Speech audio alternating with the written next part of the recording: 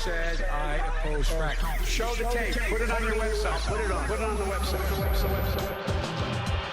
Live from Clark Studios in Rochester, New York. Broadcasting around the world. You're listening to You Made It Political, where the voice of the keyboard warrior is finally heard and the arguments presented are put to the political test. And now, here's your host, Matt Clark. It is that time of the year again, and no, I do not mean Christmas is coming. I'm talking something not so exciting, and it has to do with schools closing across the country at rapid pace, and parents are not happy. Once again, we're entering the winter season where coronavirus seems to dominate the agenda.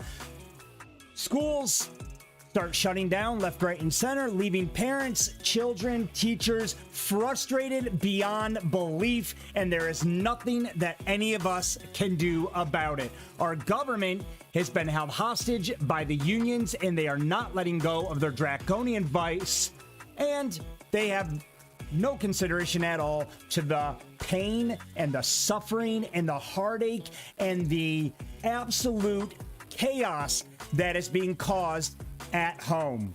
Some people think we're selfish for wanting our kids to get back into school. We think you're selfish for allowing our government to tear families apart. Today, we're going to take a look at what's happening across the country, but primarily we're going to focus on New York City and my home county, Monroe. Today's episode hits a little bit close to home, and I have single-handedly seen what's happening to the parents and the children in this county. It's horrific, and the government should be ashamed of themselves for putting all of us through it. Yesterday in Monroe County, there was a protest, a very peaceful protest. Channel 8 showed up to that protest, not to cover the actual protest. They actually could care less about anything that was discussed. The only thing they cared about was the fact that we didn't have our masks on. Well done, Channel 8. What an excuse for a news agency. Let's dive right into it today, and we'll head into the keyboard warrior cam, and we're going to listen to what parents across the country have to say about the ridiculousness of schools closing again. It's time to get our kids back in school now. Yep. Yes. Schools are safe. Schools are safe. Schools are safe. Schools are safe. Schools are safe. They continue to chant all across New York City. Why is New York City closing schools again? Is it because there are a record number of deaths? Is it because there's proof that children are giving teachers coronavirus? Nope, there's none of that. 0 cases of any of it. And we're about to learn from Dr. Baker, who spoke at the rally yesterday, exactly why we do not need to be worried about coronavirus affecting our children in school. It is safe. The medical experts across the board keep telling everybody it is safe. So why on earth is de Blasio and the rest of the local Monroe County politicians and health officials demanding that we keep our kids home? Because of a benchmark? Because we're now in an orange zone? What does that even mean? Why are we putting these ridiculous statistics on our children's lives? We can't breach the 3% mark. So what? We breached the 3% mark. What does that mean? Cases are going up. Well, cases are going to continue to go up if you keep testing these kids. Why are we so obsessed with testing? Let's listen to what Dr. Baker said yesterday about the fact that there is 0 evidence that suggests we need to keep these kids home.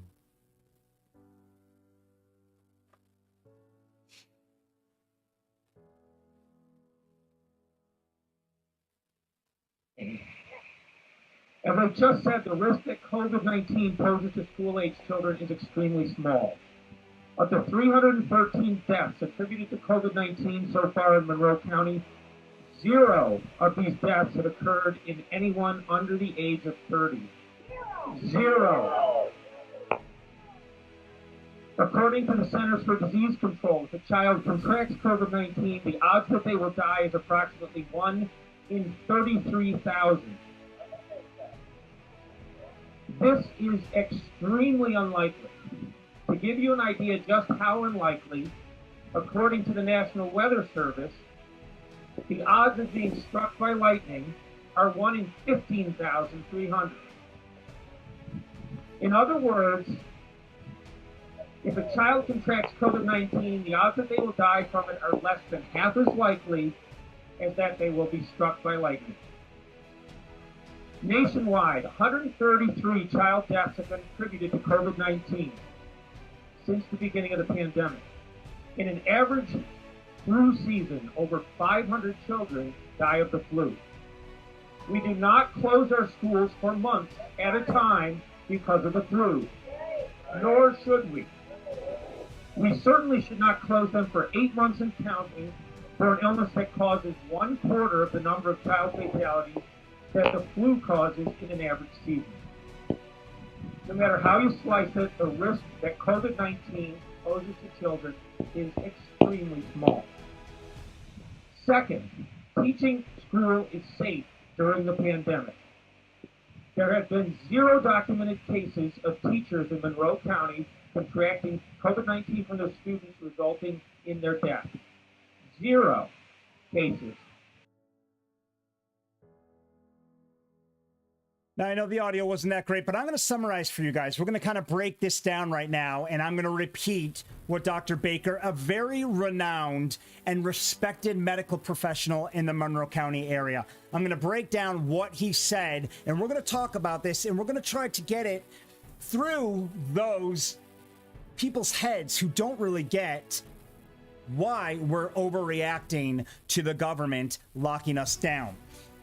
Of the 313 deaths contributed to COVID-19 so far in Monroe County, 0 of these deaths have occurred in anyone under the age of 30. We're not even remotely close to the age of children in school. It's not like we're sitting here discussing the fact that, oh, we're treading on thin waters here because, 18-year-olds are dying, 19-year-olds are dying. No, 0 out of 313 deaths here in Monroe County, 0 have died from coronavirus. Okay, so according to the CDC, if a child contracts COVID-19, the odds that they will die is 1 in 33,000. Dr. Baker continued to go on to say, 1 out of 33,000. Those are the odds of a child who contracts COVID-19. 1 in 33,000 odds of that kid dying.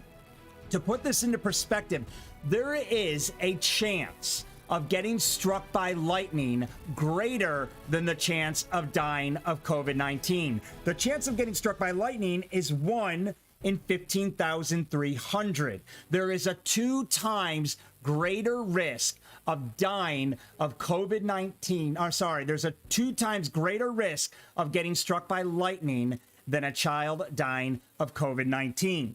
So that's the first kind of point that he wanted to make. He's trying to demonstrate that we are overreacting, that we are ruining families, destroying lives, tearing communities apart, bankrupting businesses, all for a 1 in 33,000 chance of a child dying from COVID. You have a greater chance of being struck by lightning. Kids die every year from the flu. No one under 30 has died in Monroe County of COVID-19 under the age of 30. Now let's take a look at a nationwide level. Nationwide, 133 child deaths have been contributed to COVID-19. 133 since the beginning of the pandemic. In the average flu season, over 500 children die of the flu. We don't mask up. We don't go COVID crazy. We don't lock down every single winter because children die from the flu. Over 500 children every single year die from the flu. 0 children have died from COVID-19 under the age of 30. What are we freaking out exactly about here? Why are we putting ourselves through this? Because of a benchmark that some politician and a few health officials decided sounded right? It makes no sense at all. Children are suffering, and we're going to listen in a minute to Dr. Baker at the end of this video, or at the end of this live. We're going to discuss just how traumatized and how severe the psychological effects are on these children, and why this is a horrible idea that we are about to go back into a lockdown. Now, we've discussed children, so we know what happens with children, but what about the teachers? What about the teachers contracting coronavirus? Isn't that what this is really all about? Well, medical experts, based on their medical research, not just Monroe County, but nationwide, have said repeatedly that schools are safe for both students and teachers to be teaching and learning in person, and that there isn't a single case, 0 documented cases of teachers in Monroe County contracting COVID and dying from it as a result from it being passed on from a child. So 0 documented cases of a teacher contracting COVID and then dying because of it. Not one. And there are teachers of all ages. We have young teachers, we have older teachers. Not one of them has died from contracting COVID. They keep telling us to follow the science. Cuomo keeps saying, follow the science. Medical experts are screaming, get our kids in school. The science says it's safe. So why on earth are we back in this orange zone situation where schools all over Monroe County are starting to shut down again?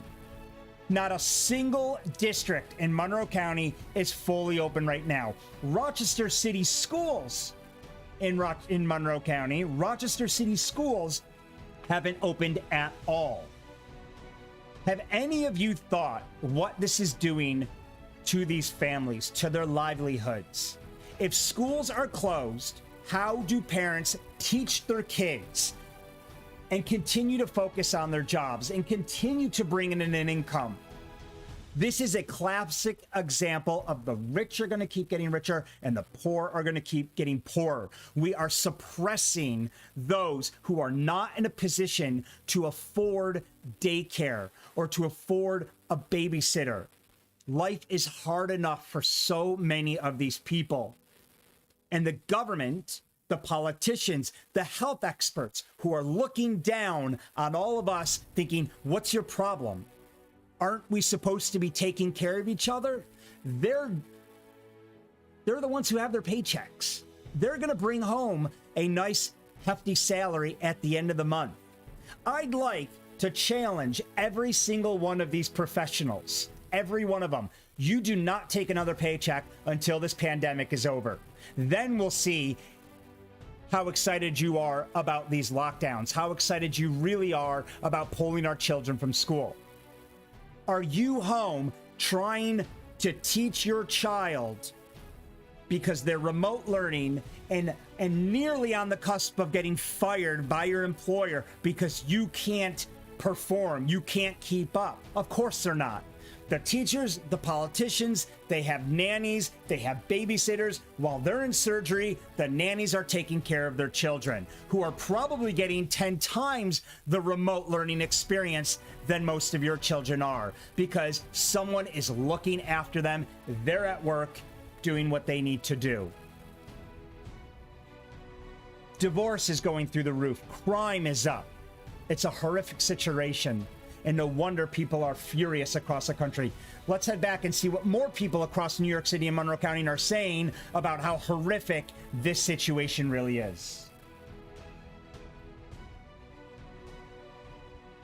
Decisions would be made based upon data and science. Well, the data and science are in, and the risk of spread in schools is low, and the harm that we are doing to our children is high. Follow the science, follow the data. That's what we've been doing. These are protests in New York City that you just saw here. Parents by the thousands, over 300,000 parents in New York, or children in New York City are being affected right now. Over 300,000. That is a tremendous amount of lives that are suffering right now because of this. Follow the science. We are following the science. We continue to follow the science. Let's take a look. There is growing evidence that so long as kids wear masks and socially distance, schools are not a breeding ground for spreading the virus. The head of the city's Department of Education admitted as much. But our schools have opened and been remarkably safe with a 0.19 positivity rate.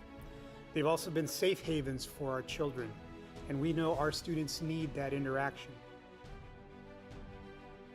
So here you have it. You have a medical expert saying that schools are safe. Schools are safe. Get our kids back into school.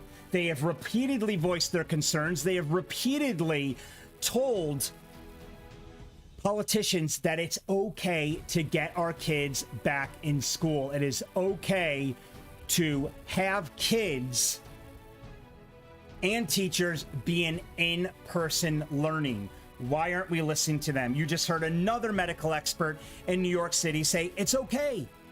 Get our kids back into school. Fauci is even saying keep our kids in school. So the frustration boils down to why Democratic, and this is mostly occurring in Democratic-run states. Why is it when you have national leaders saying it's okay for the kids to be in school, but then Democratic-run states say, nope, we're not interested in the likes of Fauci anymore. We're going to call the shots the way that we see fit, and we're going to come up with our own outrageous and unrealistic rules that are going to basically force schools to close because they won't be able to keep up with them. Why does Mendoza think he knows better than the likes of Fauci? Why does he need to take Fauci's recommendations to a whole other level? Why does Cuomo need to think that he knows something that our federal government and some of the best and most reputable pharmaceutical companies in the world know? Why do they think they know better? It blows my mind that we continue to listen to these people. Let's take a look at some other protests and very contradicting information that's going to really open our eyes to the situation.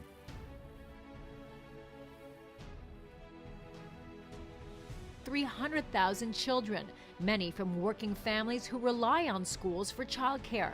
I am sick as a working mom of waiting, checking Twitter to see if schools are going to be open tomorrow and how to juggle my work responsibilities and tell my daughter again to buck up. She should be grateful for 1 to 2 days of school a week. Private and religious schools in the city can remain open.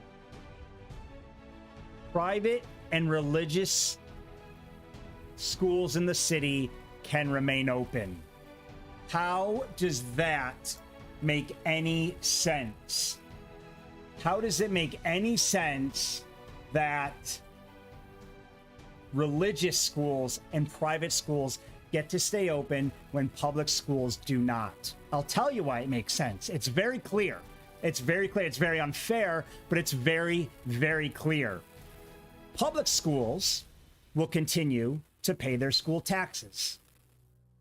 I will pay my school taxes whether the kids are in school or not. The government is going to get their public school taxes. They are going to get their taxes, and that is why they don't care that they're locked down.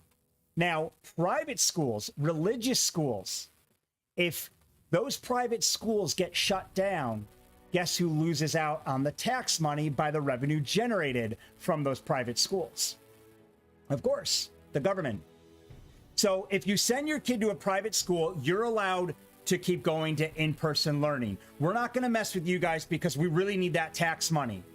Public schools, we don't care because we're going to shut you down. We're going to still take our tax money. Hence the reason you now have protesters screaming at the top of their lungs, no school, no taxes. In the beginning of this pandemic, I got murdered when I was one of the very first people to come out and voice my concerns on this situation. I said, why are we still paying taxes if these kids are not going to get a education that these taxes pay for?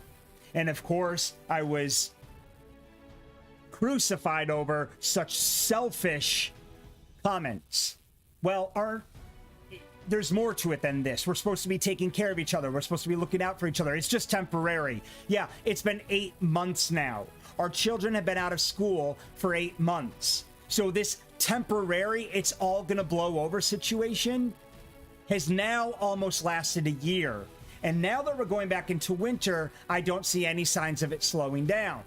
So it is absolutely hypocritical that if we are so concerned about coronavirus, if we are that concerned about the elderly and the immune compromised, if we're so concerned about these people, then why the hell are private and religious schools still open? Why can I still send my son to daycare? Because I'm paying, and the government wants that money. Do you see how corrupt this is? Do you see how hypocritical the entire thing is? It's outrageous that public schools are closed because we're so concerned, but private schools and religious schools continue to remain open. It's very hypocritical. And when you look at what's going on and you open your eyes to the situation, it's got to make you wonder what any of this is for. Let's take a look at some other press on what's going on across the state and the country. In many parts of Europe where coronavirus cases have surged, schools remain open, while businesses like bars, gyms, and restaurants have closed. The sense there is that schools are the priority and should be the last to close. Schools are open in the UK and Europe. It's a priority that these schools stay open. Why? Because the children's education is worth more than any of this. The UK is suffering. Coronavirus is through the roof. They're suffering. Stores are shutting, bars are shutting, restaurants, gyms, all closed, but children are the priority. Why aren't they the priority in the United States of America? No, let me ask you this. Why aren't they the priority in Democratic-run states?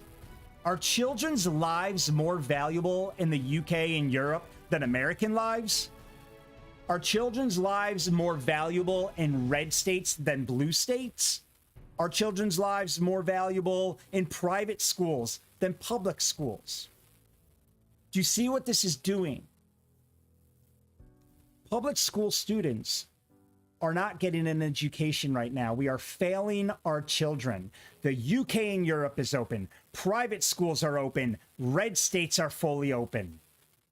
You are government officials causing such a divide right now. You are single-handedly causing children in blue-run states and public schools to not remain on the same playing field anymore. The trickle-down effect from all of this is tearing families apart. You are bankrupting households, bankrupting lives. People are not going to be able to rebound from this, and all because of what? We breached a 3% positivity rate out of all cases tested in Monroe County. Stop testing.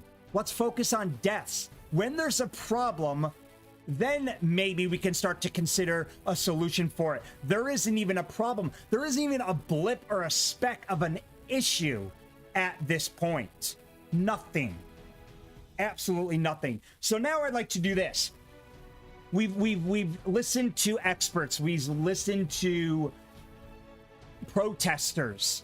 Let's take a look at how News 8 handled the coverage yesterday, which, by the way, was poor and a sorry excuse for a news story, because all News 8 did was show up yesterday. They showed up and they sat, and I watched them, and I was there. I lived the entire thing. I sat there and watched News 8 sit 20 feet back. Let's see if we can go back to an early clip here. Sat 20 feet back behind Dr. Baker. Okay, let's take a look here. Dr. Baker was presenting News 8. You can't even see them. They were that far back out of this frame right here. News 8 stood 20 to 30 feet behind Dr. Baker, who was incredible, by the way, and gave such refreshing information and reassured the public that there's no reason for concern. But News 8 stood 30 feet behind him, filming his back. Why? Because the only thing they cared about was catching all of the protesters without their masks on. That was the big epic story that News 8 in Rochester, New York came out to film. That is a sorry excuse for a news story, and you guys should be ashamed of yourself for not reporting real news. But I expect that because they're clearly following the CNN playbook to forcing the narrative down people's throats. That is not news coverage. Let's take a look at the remarks and the comments from people across Rochester, New York, and how they and what they thought about the coverage. So News 8 reports a group of demonstrators gathered in Rochester Monday to protest COVID-19 restrictions and Governor Andrew Cuomo's handling of the pandemic. Very few in attendance were wearing masks. Why is that even a story? The story was not to go and cover people not wearing masks. Newsflash, News 8, you want to cover that type of garbage, just walk around Rochester for a day and you'll find plenty of people not wearing a mask. We were outside first of all, we were outside and we were there to protest. And from what I gather, masks and social distancing rules don't apply to protests, right? After all, look at what happened at Black Lives Matter in Rochester, New York. We didn't see you criticizing people for not wearing masks at the BLM riots, did we? Nope. We sure as hell saw you criticizing Republican supporters, Trump supporters, causing chaos and violence. But we didn't see you cover rioting and looting and stealing and chastising these people for the violent acts they committed. And we certainly didn't see you cover lack of mask wearing. So here we are. News 8 showed up yesterday and they covered the fact that people weren't wearing masks. Let's see what people have to say. Rochester protesters rally against COVID-19 restrictions in Rochester, quoting, "This is ridiculous. After everything that I just presented to you all, how could you not think this is ridiculous? How could you not think this is absolutely asinine based on all the evidence, the proof, and just common sense? Common sense needs to prevail at some point. When are our politicians going to start using their damn heads? When are the people going to start realizing that this is really not that big of a deal and that we are causing so much drama and chaos for nothing?" Let's see what the keyboard warriors had to say. Carolyn says, "So much uproar when people are peacefully standing up for their rights, unmasked. Yet when people are out there rioting, looting, and beating people unmasked, that's okay. You turn a blind eye to that and choose to focus your energy on people who are literally fighting for our children, our rights, and the freedoms that are being taken away from us. Please just stop. If you are that scared, then you stay home. And let the rest of us go on with our lives." Cue all the triggered people to comment now. That's a very good point. It's something that I've been voicing for a while now. And I'll say it again. If you are that scared, please, I'm begging you. We're all begging you. If you are that scared, stay home. Don't go out. A vaccine's on the way. If you are that scared for your life, don't leave your house. Let the rest of us get out there for you. Let us grow this economy. Let us work so that the economy doesn't collapse. Let us do that for you. And you know what? And I voiced this before. Why do we not just give the stimulus relief package to people like you who want to stay home, who are scared? If you're old, if you're sick, let's give the relief package to you. Don't worry about me. I'm not worried about me. Let's worry about you who are scared and who are nervous. I'd rather you get the COVID pay. I'd rather that money go to people who are seriously vulnerable. I don't need a COVID relief package. I would rather get back to work myself. I would rather earn my own income. I don't need this country to turn into a socialist agenda where I expect to now get a handout. I'm all good with that. I would rather work. I'm not worried about coronavirus.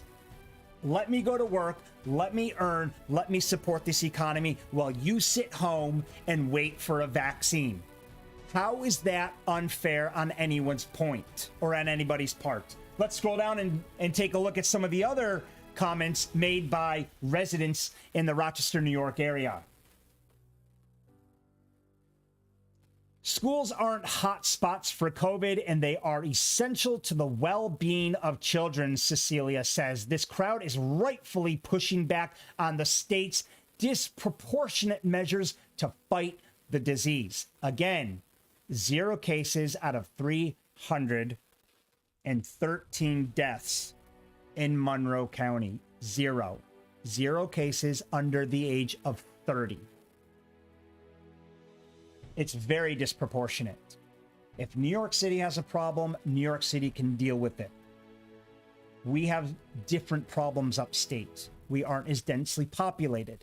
We aren't and should not be put within the same statistical categories as the likes of the largest and most densely populated city in the world. It is very disproportionate. You're absolutely right, Cecilia. Let's scroll down. Let's take a look at some of the other comments. All you morons blaming others for allegedly not wearing masks when the real monster is Cuomo and the people who blindly follow him. Listen, I got in an argument earlier.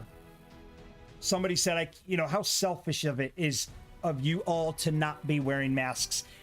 The protesters at this rally, they are not anti-maskers. They were great people.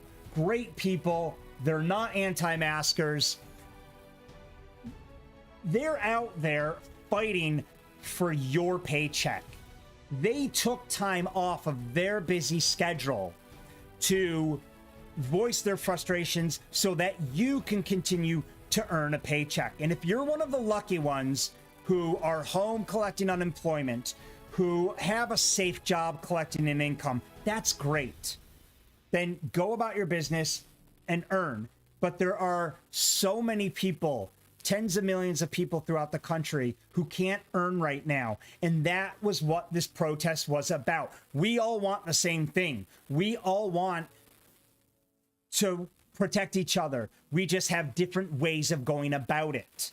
You want to stay home, that's fine. I want to work, that's equally as fine. But nobody should be telling us, it is unconstitutional to be telling us what we should be doing because of a pandemic and a virus that has a 99.8% survival rate. It is unconstitutional. Here's my comment. I am begging all seniors and immune compromised to stay home and take care of yourselves while the rest of us get on with our lives. You will get your vaccine soon. Until then, worry about yourselves and leave those who want to get back to work and school alone. We are no longer interested in what you have to say. Stay home if you are worried. Listen, if you're collecting a paycheck, I don't care what you have to say. As an entrepreneur, I need to fight for my income and I need to deal with the economic collapse of this local region. And that is a problem that I have to face and I have to face alone. Unless you're willing to give me a subsidized paycheck, I'm not interested in what you have to say. If you have no children and your lives aren't being impacted by this. I'm not interested in what you have to say. And I don't think that anybody else should be either. I think it's a very reasonable request. Stay home if you're worried. We are way past the point of caring what those who aren't affected have to say about the situation. Tom says, now that science has proven this virus causes nothing more than a cold to kids under 22, many people that were a part of this protest at least want their children to return to school and other activities full time. If you care about kids and their mental and physical well-being, you should want this too. Here are some simple questions to help you understand the science. And thank you, Tom, for writing all of this. Thank you for taking time out of your very busy schedule to post the science. How many K through 12 students in New York State have died since going back to school? Answer, none. How many college students in New York State have died from COVID since going back to school? None. How many K through 12 teachers and college professors in New York State have died from COVID since going back to school? None. Therefore, until something changes, there is zero risk for getting kids back to school full time. There is a much higher risk for 17-year-olds driving, yet most of us allow our kids to do that as we can't live life in a bubble. If you are afraid for yourself or your children's well-being, you have every right to stay away from students and teachers as well to homeschool your own children. If you walk past these students, teachers at Wegmans, both you and them are wearing masks, and I've been told often how safe these masks make us, so no one should be worried. If you want to refute this argument or these numbers with intelligence, please do. I'd be interested in seeing your evidence. It's a great and very powerful statement by Tom, and I appreciate you putting that out there for all of those who are so disgusted that masks weren't worn at yesterday's protest. Here's why we're not that concerned. And you better believe that these people do wear their masks. Yesterday, they didn't feel the need to because they were outside. Were they all practicing social 6 feet distance? Not necessarily, but neither were all the rioters, looters, and everybody who burned down cities throughout this country for the last 5 months. It works both ways, people. Before I end today's show, I want to show you what Dr. Baker said yesterday about the psychological effects and how severely damaged our children are. And if this doesn't scare you into wanting to get your kids back into school ASAP, then I have no hope and no faith for many of you parents. Let's take a look at what Dr. Baker had to say.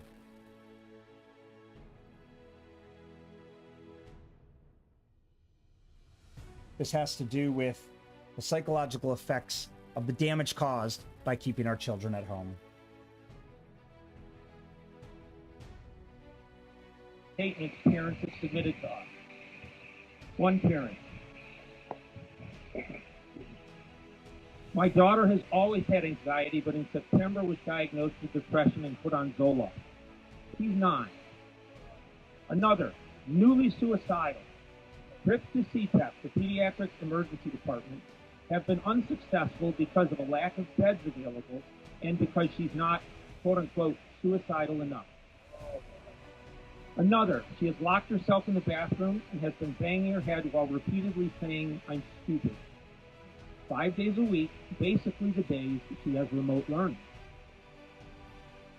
We're just getting started.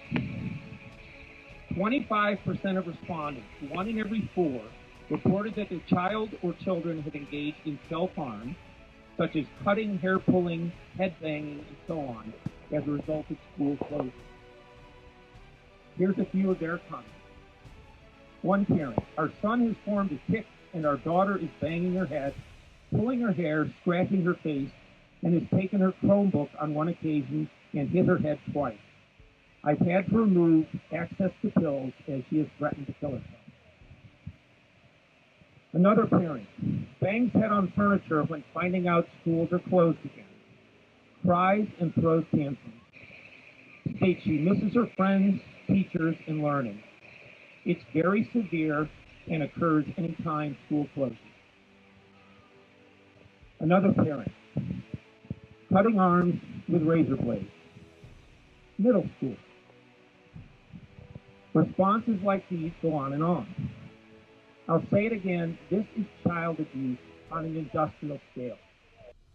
This is child abuse on an industrial scale. For those of you who didn't hear the audio that well, 9-year-olds are depressed. 9-year-olds. Depressed and are now on Zoloft. Middle school, cutting her arms. One parent reported that her child is suicidal, but the medical experts won't do anything because she's not suicidal enough. Kids are banging their heads on their computers repeatedly. 1 out of 4 students have threatened self-harm. One mother said she had to remove access to pills because she's scared her son is going to overdose on them because he keeps threatening suicide. And several children have already committed suicide because they can't handle what's being done to them. This is not fair for these children. We're causing so much more harm, and all for what? These are psychological scars that are going to be left on our children for life if we don't get back them in school ASAP. Yes, this COVID situation will blow over, but how many children have to suffer permanently, chronically, and fatally until that happens? Even one child suicide is too many compared to the data presented amongst the communities in COVID-19. Thank you so much for watching today's episode. If you want to be a guest on the show, please email guest@youmadeitpolitical.com. Thank you so much for tuning in. You guys have a great rest of the day and stay safe out there. We'll see you Thursday at 12 p.m. here at You Made It Political. Have a great rest of the day. Thanks for listening to You Made It Political with Matt Clark. Be sure to like, follow, or subscribe to the show, or leave us a review on iTunes. And if you like our show or want to know more, check out youmadeitpolitical.com.